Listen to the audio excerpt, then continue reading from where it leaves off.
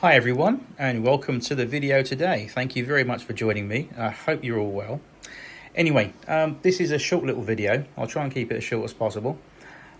Just really an update on some things I've been doing that I featured in the last video. One of those things was some building modifications that I showed you, and also there was some signal boxes that I had some damage to in terms of some roof gable detail, which I think I'm correct in pronouncing the word finials.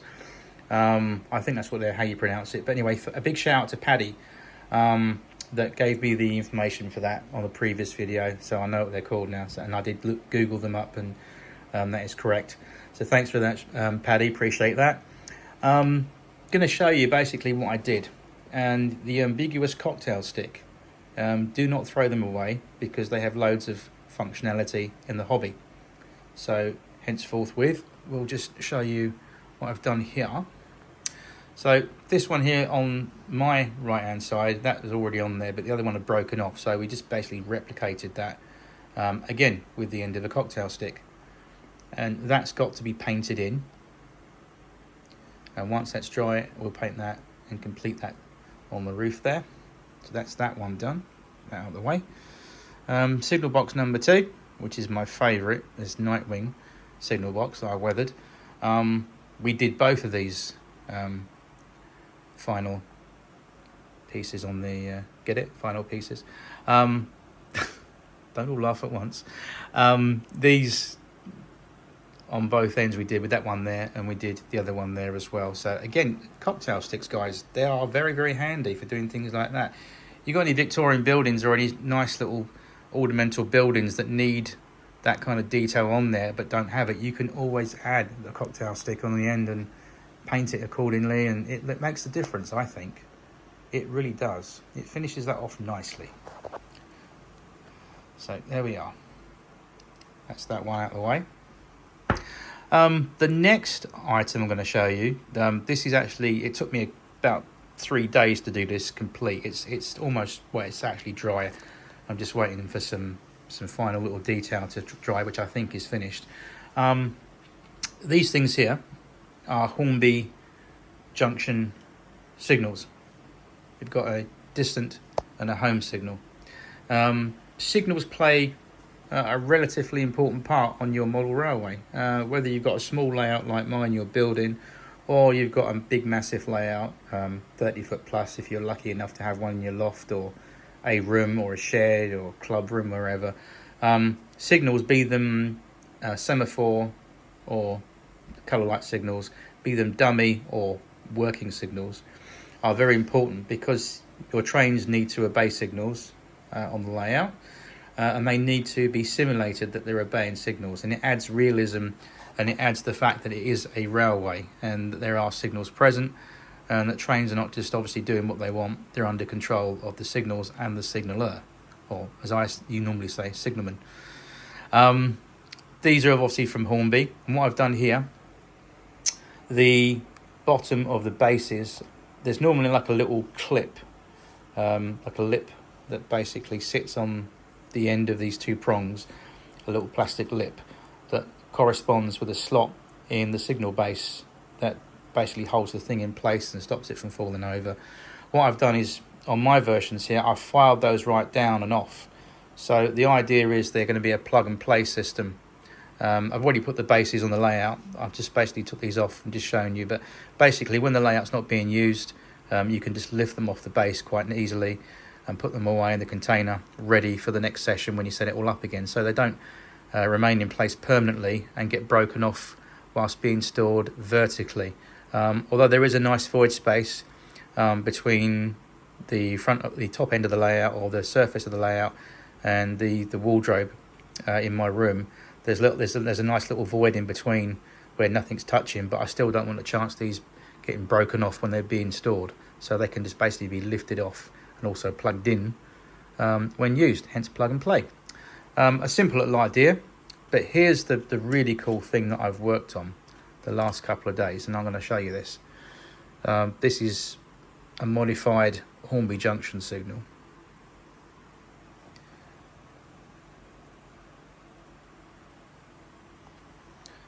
That's basically two of these put together and slightly altered.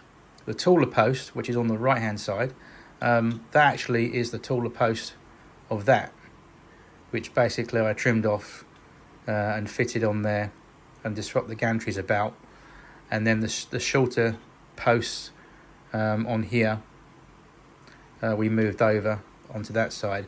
Why did I make this? Well, I think it looks pretty cool, obviously, because it's more than one junction signal put together to make an impressive gantry, which looks quite impressive. But the functionality of it is that on the approach to the section of track it's controlling, the route ahead, you've got a set of points that goes across the diamonds into the terminal station, which is route 3. And then afterwards, you've got a crossover that goes on to track 2 from track 1. That's route 2. And then the route straight ahead, the main line, is route 1. So routes 1, 2 and 3. And in real practice, you always read a signal, on a junction signal, like what semaphores, for example, like these. The taller post always represents the main line, with the shorter post being the branch line or wherever it's going to go off from the main route. So the main route is always the taller post, and as you can see there, that's taller than the existing signals the other side. It's not bad actually for a modified attempt at making that, because the problem I had with this, guys, was, for example, it's that way round, but basically I could have added the second gantry bracket and put it on that side like that, but the signals were the wrong way round. I wanted the taller post on the far right, not in the middle. So that's the modification done. And as you can see there from that shot, originally it was like that. So if that makes sense at home, this taller post was in the middle, and all we've done, we've just basically filed it off slightly and put it over here. We've also added these signal ladders in the correct position. I found this one, that'll do. It's not too bad, it's quite passable. That one there, and the one in the middle. Why did I put them at a slight angle in the middle of the gantry as opposed to the backs? Well, there's a reason for that. Again, if we rotate it around very carefully, it's okay. The ladder's come off, but that's okay. It's designed to, because again, it pulls out of the base to put away. Let's just move that out of the way. Okay. Anyway, those little black boxes, as you can see, that sit behind the spectacle plate, the dummy spectacle plate. Where's my little ladder? I'll use that as a pointy tool today. Those little black boxes are meant to simulate, they're only plastic, but obviously painted, but they're meant to simulate the actual lantern that sits behind the coloured spectacle plate that shines through the spectacle plate to give the coloured aspect, i.e. a red or a green and a yellow. Yellow being caution, and we all know what red is, and we all know what green is.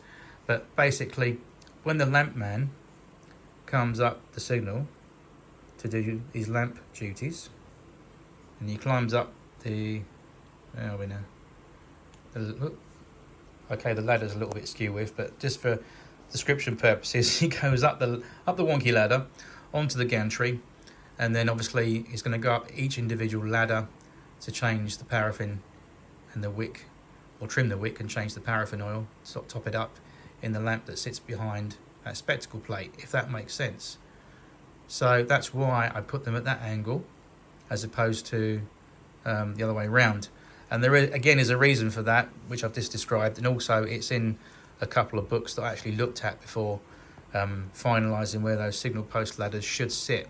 So again, if you've got reference material, guys, at home, like a book, that's the best place to get ideas and tips from. For me it is anyway, to get things looking reasonably correct. And there we go. Let's just take that out of the way. That's annoyed me, that is. That's it. But yeah, that's pretty good. This isn't the original base, it's just a display base that I've just put it in to show you for the video today. But the actual real base for this signal is actually PVA glued onto the layout, just waiting basically to sit the signal in and appropriately put it in place when it's time to operate the layout. And then when I'm finished, just lift it out. So there we go.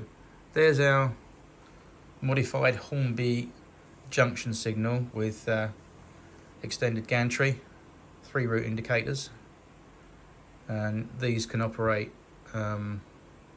carefully do this without disturbing anything. Yeah, you can change the routes on there like that and so forth.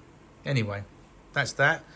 Have a great day, everybody. Thanks for watching. Don't forget to like and subscribe, and I'll see you in the next video soon.